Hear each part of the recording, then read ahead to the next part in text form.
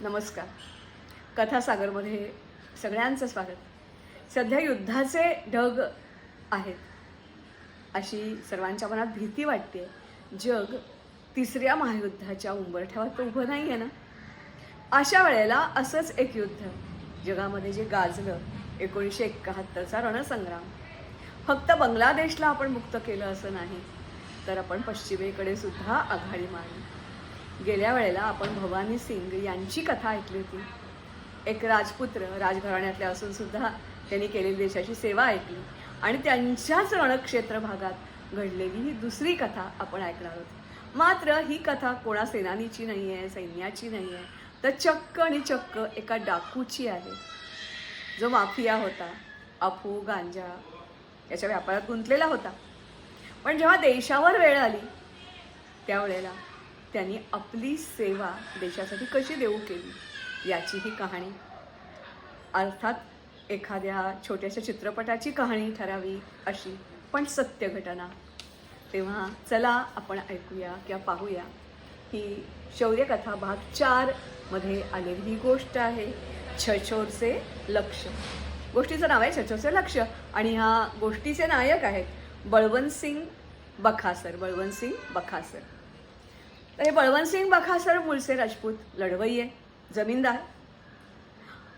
त्यांची जी जमीनदारी होती त्याच्यातली काही जमीनदारी पाकिस्तानमध्ये गेली आणि काही आपल्या भागात राहिली. मात्र स्वातंत्र्यानंतर नेहरूंनी एक कायदा पास केला, कसेल त्याची जमीन. बळवंतसिंहांची सारी जमीन नाहीशी झाली. उत्पन्नाचं साधन नाही, आयुष्यभर त्या दृष्टीने काही केलेलं नाही. मग उपाय काय? म्हणून त्यांनी उत्पन्नाचं साधन म्हणून चक्क सोमरस, अफू, गांजा याचा काळा व्यापार, काळा धंदा सुरू केला. मात्र ते गरिबांचे कनवाळू होते आणि श्रीमंतांचे मात्र कर्दनकाळ बनले. त्यांनी काही या कारणासाठी हत्या सुद्धा केल्या. ते विलया पाकिस्तानाच्या सीमेमध्ये जात आणि परत येत. हे असं अनेक वर्ष चालू होतं. त्यांच्यावर काही खटले पण दाखल झाले होते. 1971च्या वेळेला हा सारा भाग हे रणक्षेत्र बनलं. या ठिकाणी कर्नल भवानी सिंग यांची पलटण तैनात होती. कर्नल स्वतः जयपूरच्या राजघराण्याचे. त्यांचे कार्यक्षेत्र होते वाळवंट, मैलोन मैलाचे वाळवंट. त्यांना माहिती होतं की या क्षेत्रात आपल्याला कव्हर मिळणं मुश्किल. पाकिस्तानच्या हवाई दलाचं सहज लक्ष होऊ शकेल अशी स्थिती.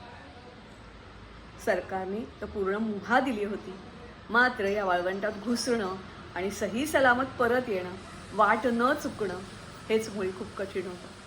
खास करून आपल्याकडे त्या भागाचे पुरे नकाशे नव्हते. सैनिकांना प्रशिक्षण त्या मानाने अपुरं होतं. अशा वेळेला बळवंतसिंगांची आठवण आली महाराजांना. त्यांनी तातडीनं बळवंतसिंगांना आमंत्रण दिलं. बळवंतसिंगांना गुन्हा दाखल झालाय म्हटल्यावर मुख्यमंत्र्यांच्या कानावर ही गोष्ट घालायला हवी होती. मुख्यमंत्र्यांच्या कानावर ही गोष्ट घातली गेली. मुख्यमंत्री, त्यावेळेचे जे मुख्यमंत्री होते जयनारायण, यांना हे अजिबात मान्य नव्हतं, एका गुन्हेगाराची आणि मदत. पण महाराजांनी समजून दिलं, नाही नाही. भवानी सिंग म्हणाले, युद्धात आणि प्रेमात सारं काही माफ असतं. तो जरी गुन्हेगार असला, कायद्यात मोडला असला, तरी तो भारताचा आहे, माझ्या जयपूरमधला आहे आणि त्याच्या देशभक्तीवर माझं पूर्ण श्रद्धा आहे. बळवंतसिंगांना आमंत्रण दिलं. त्यांना बळवंतसिंगांचं खुश झाले. आपली मदत काहीतरी देशाला होती, तर खूप समाधान होतं. भवानी सिंगांनी त्यांना सांगितलं की सिंध प्रांतातील वाळवंटी भागाचे जाणकार या नात्याने मी तुम्हाला मदत करून बोलवले. तुम्ही आम्हाला काय मदत करू शकाल याच्यावर दोघांनी चर्चा केली. योजना तयार झाली आणि त्या जागेपासून पाकच्या सीमेच्या आत 100 किलोमीटर बाडमेर क्षेत्र आणि छछोरा नावाचं एक जिल्ह्याचं ठिकाण होतं. तिथपर्यंत पोचायचं होतं. तिथपर्यंतचा मार्ग म्हणजे अर्थातच बळवंतसिंग यांच्या पायाखालचा मार्ग होता. अगदी रात्रीच्या अंधारात सुद्धा ते आरामात तिथपर्यंत जाऊन परत येऊ शकले असते. बळवंतसिंगांच्या मदतीला 2 जुंगा दिल्या गेल्या, काही सेना दिली गेली आणि स्वतः महाराज आणि बळवंतसिंग पुढे राहणार होते. बळवंतसिंग उंटावर स्वार होते, हातात बंदूक होती आणि सेनेच्या 2 तुकड्या केल्या गेल्या. प्रत्येक तुकडीपाशी होती एक जोंगा आणि जोंगावर छोट्या छोट्या तोफा बसवल्या होत्या. इतर आवश्यक दारू गोळा होता, हातबॉम्ब होते. त्यावर जाम सायलेन्सर लावलेले होते, जामर बसवलेले होते. त्या जीप्स जेव्हा रात्रीच्या अंधारात पुढे पुढे सरकू लागल्या तेव्हा पाकच्या सैनिकांना वाटलं की आपलेच टँक्स येत आहेत. तर काहींनी बळवंतसिंगांना बघितलं, पण ते तर नेहमीचेच येणारे जाणारे. त्यांना काही शंका अजिबात आली नाही. 3 डिसेंबर 1971 बंगला मुक्तीसंग्रामाला सुरुवात झाली तेव्हा आपल्या सीमेवर असणारी कर्नल भवानी सिंग यांची फौज पुढे पुढे पुढे पुढे सरकत होती. बळवंतसिंगाला इथल्या भूमीचा इंच आणि इंच माहिती होता. चांगलीच ओळखीचा आणि परिचयाचा हा परिसर होता आणि ते आपलं काम अगदी नेकीनं करत होते. आपल्या आयुष्यात देशासाठी आपल्याला काही करायला मिळत आहे हे त्यांना खूप समाधान आणि आनंद वाटत होता. त्याला हेही माहिती होतं की आपण या वेळेला कामाला नाही आलो तर आपल्या आयुष्याचा उपयोग काय. वाटेत येणारं प्रत्येक छोटं मोठं गाव ताब्यात घेत घेत घेत घेत भारतीय सेना पुढे पुढे पुढे चालली होती. भवानी सिंग यांना दिलेले छछोराचे लक्ष 6 डिसेंबरपर्यंत गाठेपर्यंत जवळजवळ त्यांनी 100 खेडी ताब्यात घेतली. जवळजवळ 4000 स्क्वेअर मीटरचा प्रदेश आपल्या ताब्यात आला. त्यानंतर ते दुसऱ्या लक्ष्याकडे वळले. बळवंतसिंगाने आर्मीला यावेळेला भरपूर मदत केली. सैनिकांचे जणू ते हिरो बनले. 16 डिसेंबरला युद्ध संपलं. कर्नल यांना महावीर चक्र प्रदान करण्यात आलं. बळवंतसिंग यांची शिफारस त्यांनी राज्य सरकारकडे केली. युद्धातील सहभागासाठी सारे गुन्हे त्यांच्यावरचे मागे घेतले गेले. त्यांचा सन्मान केला गेला.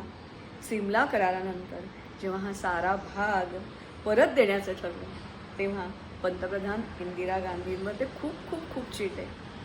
जिंकलेला भाग परत करायचा तर आमचे रक्त सांडलंच कशाला, त्यांचा अगदी प्रामाणिक आणि रांगडा सवाल होता.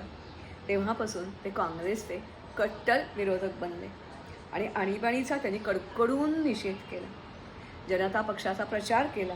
त्यांचा मुलगा रतनसिंह बक्सर सध्या अहमदाबाद येथे भारतीय जनता पक्षाचा एक आघाडीचा कार्यकर्ता आहे. तेव्हा अशी ही 1971च्या युद्धातली गोष्ट. मला वाटते आपण काही वेळेला काही जुन्या गोष्टी ऐकतो आणि आपल्याला वाटतं ह्या गोष्टी काल्पनिक आहेत, पण त्या काल्पनिक नसतात. असा त्याला काहीतरी आधार असतो. उदाहरण का पारध्याची जी गोष्ट अशी सांगितली जाते गोष्ट, ही गोष्ट काय आहे ते पण पुढच्या वेळेला बघूया. पण मला नक्की खात्री आहे की युद्धाचे डग असू दे अगर नसू दे, आपण आपल्या देशाशी प्रामाणिक राहिलं पाहिजे आणि आपल्या देशाची होईल तेवढी सेवा केली पाहिजे. अमुकच प्रकारे सेवा करा असा बिलकुल नियम नाही आहे.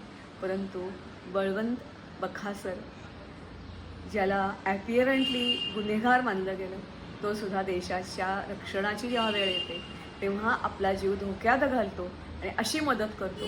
मग आपल्याला काय आवश्यक आहे? सीमेवर नाही पण निदान देशाच्या आत अंतर्भागात कितीतरी गोष्टी करता येण्यासारख्या आहेत त्या आपण करूया. मला वाटते तुम्हाला कथा आवडली असेल तर लाईक करा, शेअर करा. मुलांनाही सांगा की तुम्ही कोणीही असा, काहीही असा, उद्योग प्रोफेशन तुमचं काहीही असू दे, पण देशाला जेव्हा मदतीची तुमच्या गरज असेल, देशाची जेव्हा हाक येईल तेव्हा त्या हाकेला जरूर जरूर घेऊन जा. तेव्हा अशी ही बळवंतसिंग बाक्सर राजपूत यांची ही कथा. नमस्कार आणि धन्यवाद.